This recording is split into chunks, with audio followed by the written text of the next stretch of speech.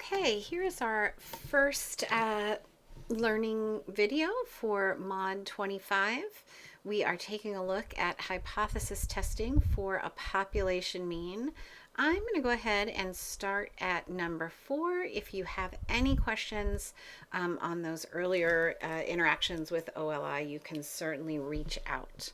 This is adapted from a Learn by Doing activity on page 164. The federal Pell Grant program gives grants to low-income undergraduate students according to the National Post-Secondary Student Aid Study conducted by the U.S. Department of Education in 2008. The average Pell Grant award for 2007-2008 was $2,600. So remember, when you get to the final, you are going to have some questions that deal with means, other questions that deal with proportions, and it will be up to you to figure out the difference. So certainly when you come to something that talks about an average, that's a pretty good indication that it's going to be about means. And then they're giving us this baseline figure of 2,600. We wonder if the mean amount is different this year for Pell Grant recipients at San Jose State University. So we've got a baseline, and then we're just going to look for any amount of change from that. We're just going to look for it to be different, and we're changing to this year, and we're also sort of changing our population to just be San Jose State University students. Suppose that we randomly select 50 Pell Grant recipients from San Jose State University. So that's good on many levels. We need a random sample. This is giving us a sample size bigger than 30, so that will ensure we have our normal distribution. For these 50 students, the mean Pell Grant award is $2,450 with a standard deviation of 600. And we're going to conduct a full hypothesis test to reach this conclusion. So be sure that you have your hypothesis test grading guidelines nearby. We're going to follow those for all of our hypothesis tests. I think that you've already practiced coming up with the hypothesis statements that you need here in step 1. So I encourage you to pause your video, see what you can come up with, and then come on back and let's see if we agree. Okay, take a look at what I have here. Hopefully yours is something different. Hopefully yours is something the same. Setting up in the null hypothesis that average award for our San Jose University students this year is 2,600, mu equals 26, and then that average is not 2,600 in our alternate hypothesis. Okay, as we move on to step 2, on your grading rubric, you're looking down at that second bullet point for population means. So we need to give our sample information. We should have both a sample mean, X bar, and a sample standard deviation, S. And those values were here. For these 50 students, we've got a mean of 2,450 and a standard deviation of 600. The next thing we do is we need to confirm that we had a random sample, and we did. So let's just write here that we are good to go with a random sample. Check that off. And our last thing is that we need our sample size large enough to give us that normal sampling distribution, and we have a sample size of 50, which is bigger than 30. So again, we are good to go. So our next step then is assessing our evidence. So this is where we consider the sampling distribution of sample means. Now, we did decide that a normal distribution exists because our sample size is big enough. However, we do not have the population standard deviation to use that normal distribution. So we're going to use the t-distribution instead. We looked at that t-distribution last module. Okay, So let's see, where are we? Draw the sampling distribution, did that. I labeled it as a T distribution. I'm looking at the grading guidelines. Next, number the axis under the center of the curve. Well, under the center of the curve is the population mean, and we believe HO, at least for the moment, that center value is 2600, which then puts our sample value of 2450 somewhere over to the left. So let me put that there. Okay. The next thing we need to do here in step 3 is to identify our p-value, or write it out as a probability about our sample statistic, x bar. X bar is to the left of center, so it's going to be the probability that x bar is less than or equal to 2450 under the condition that that center value, that population mean, really is 2600.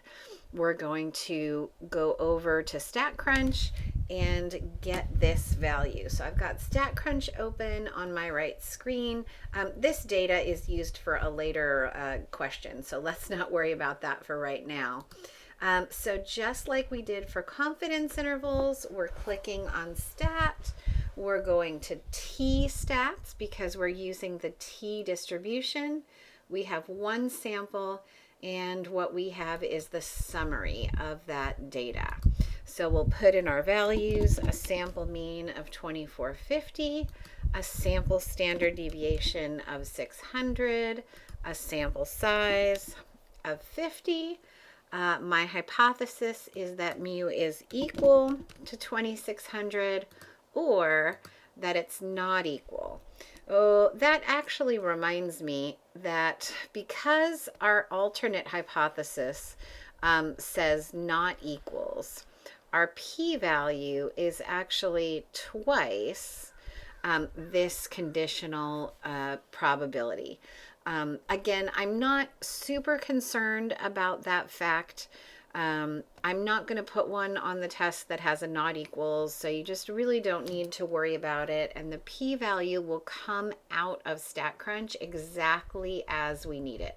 So I'm just going to go over here, click compute, and this is what we have. So my p-value here is 0.0833, or in other words, when the population mean really is 2600, we would get sample results equal to or more extreme than the ones we got, about 8.33% of the time, which is actually a pretty big percent of the time. Remember that 0.05 or 5% is our cutoff to make something unusual. So this is actually a fairly common occurrence. It's going to happen a little more than 8 out of every 100 times. We also, in step 3, need to record our test statistic, which, remember, tells us how many t-scores this sample value is from the mean. This t-stat is negative 1.77. So this is telling us that we are not even 2 standard deviations to the left of the mean. So again, that's telling us that we have a fairly common occurrence here. Okay, I was just looking at our grading rubric. I should write over here that this came from picking t-stats in StatCrunch. Okay, we are ready to write our conclusion. Okay, as you think about your final conclusion, remember that you can have those grading guidelines nearby. So it says the if part is a contextualized statement about the null hypothesis being true. So really here, we're just copying over the sentence that we wrote for our null hypothesis. So if the average Pell Grant award for, recipients at San Jose State University this year is 2,600. Then we make a statement about the likelihood of our sample. Well, this we decided was something that happens fairly often. 8 times out of 100 is pretty common, and it's not even 2 standard deviations below the mean. So I might say something like, then our sample results are fairly common.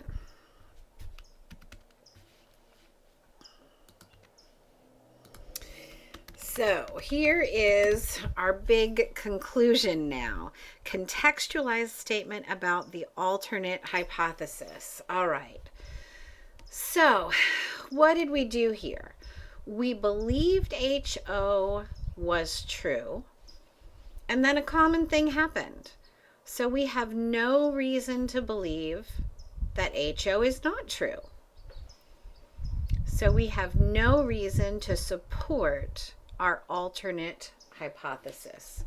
And if you're having trouble remembering about how we come up with these conclusions, you can take a look back at our previous module.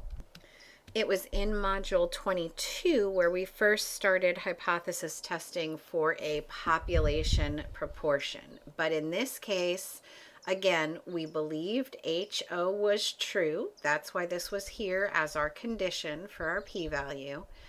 And then a common thing happened, so we're fine with this value.